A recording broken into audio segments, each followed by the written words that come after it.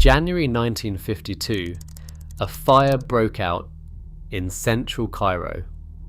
Nightclubs burned. Department stores collapsed. The Shepherd's Hotel, the most famous colonial landmark in the city, was reduced to rubble in 4 hours. Rioters moved through the streets and nobody stopped them because the man responsible for stopping them was sitting in his palace on the edge of the Nile eating a 7-course dinner. His name was King Farouk, the first of Egypt. He weighed 300 pounds. He owned 18 palaces and over 100 cars. He had a coin collection worth millions, a stamp collection worth millions more, a personal cache of pornography so vast it required an entire room of its own, and a jewellery vault containing an estimated 11,500 individual pieces.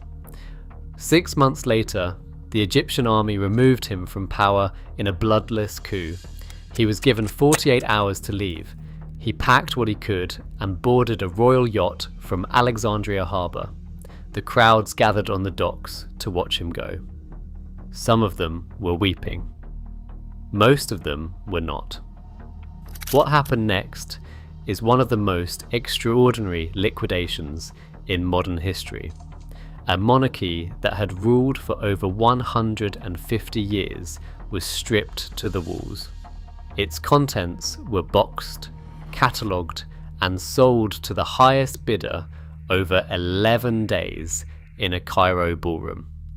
Then the leftover pieces that did not sell, the ones considered too minor or too damaged or simply too difficult to move, were shipped to London and handed to Sotheby's. The auction house that had sold Egyptian antiquities to European collectors for generations was now being asked to sell the Egyptian king himself. Farouk had been collecting since childhood.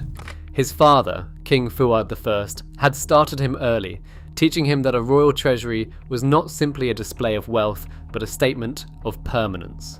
The objects a king accumulated would outlast him. They would prove he had been real.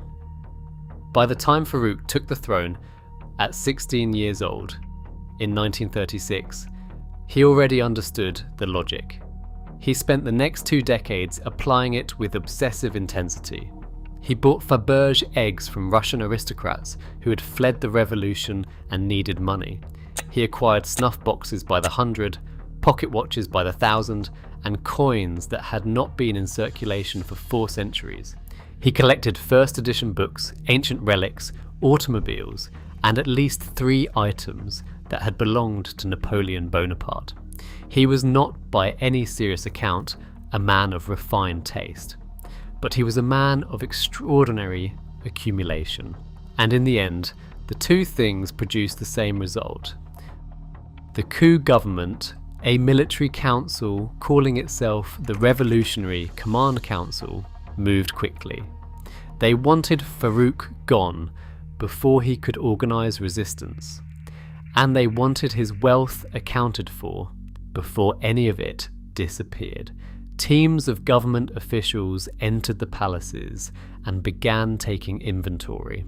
What they found in the Kube palace alone filled entire government reports.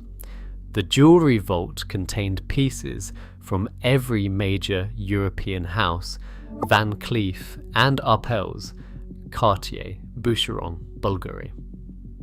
There were tiaras that had belonged to Queen Nariman, Farouk's second wife, who had left him only months before the coup and was now living in Europe.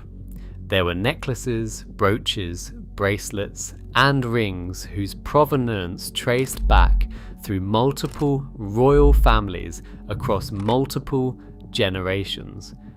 There was a jewelled wristwatch Farouk had bought for himself that contained 150 diamonds. There was a gold cigarette case engraved with a personal message from King George VI of England. The decision was made to sell, not through private treaty, not through diplomatic exchange, but through a public auction designed to humiliate as much as liquidate. The government gave the event maximum publicity. Foreign buyers were invited. Cairo's Kube Palace was opened as a viewing room for 11 days in February 1954. The contents of an Egyptian monarchy were sold piece by piece to whoever showed up with cash. The results were catastrophic in the most forensic financial sense.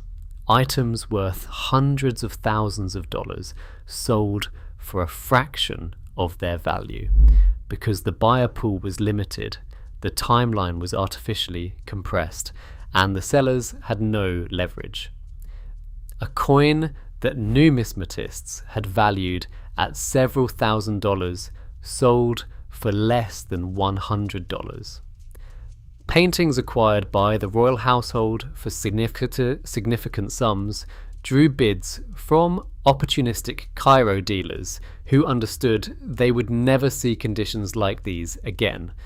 The total realised by the Cairo auction was a fraction of what independent appraisers had estimated the collection was worth. Then came Sotheby's. The pieces that did not sell in Cairo, or that the Egyptian government deemed unsuitable for local auction, were shipped to London.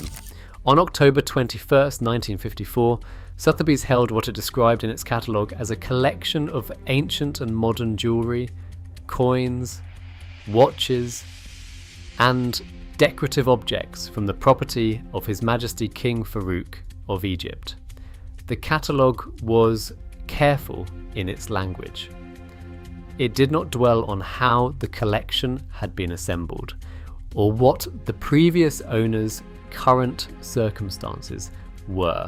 Sotheby's never did. Among the items was a 1933 double eagle gold coin minted by the United States Treasury. The double eagle was one of the rarest coins in existence. The United States had recalled nearly all copies that year and melted them down as part of President Roosevelt's gold confiscation policy. Only a small number escaped destruction through various means, including at least one that made its way into Farouk's collection through channels American authorities considered irregular. The coin had an estimated market value that some specialists placed at tens of thousands of dollars, even at 1954 prices. It sold at the Sotheby's auction for $2,800.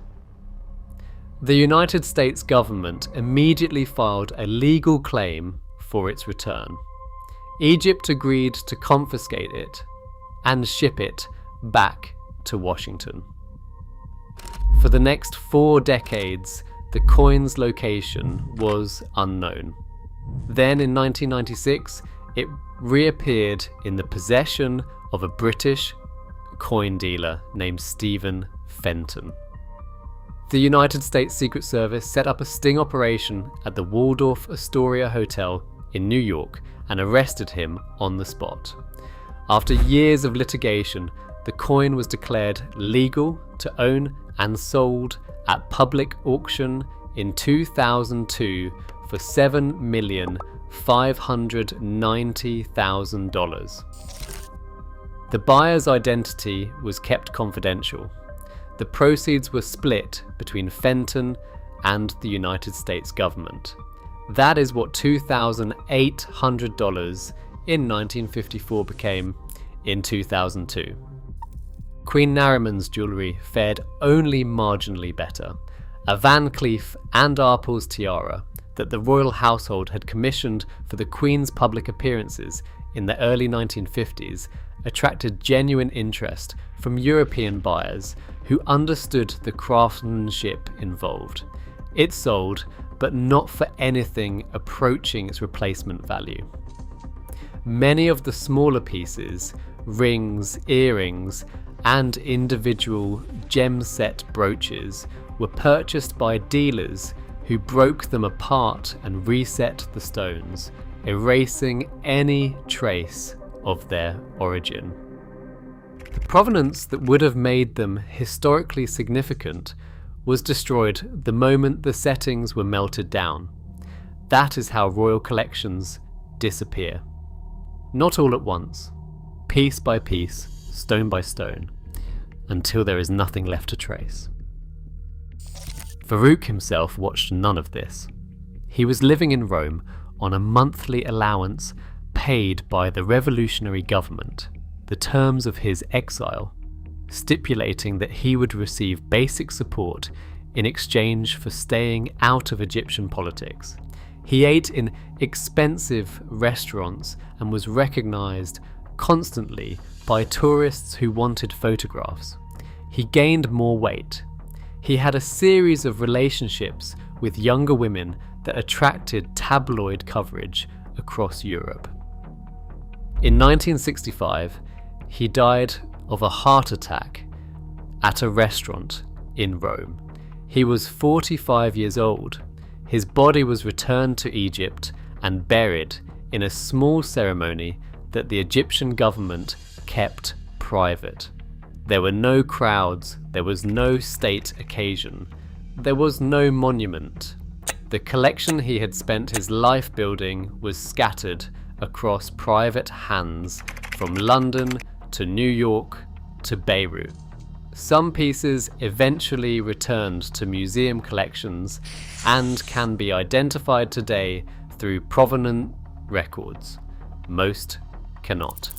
The 11,500 items recorded in the 1952 palace inventories exist now as a list, a government document, numbers stamped without objects attached to them, a king's treasure measured in 48 hours and a London auction room.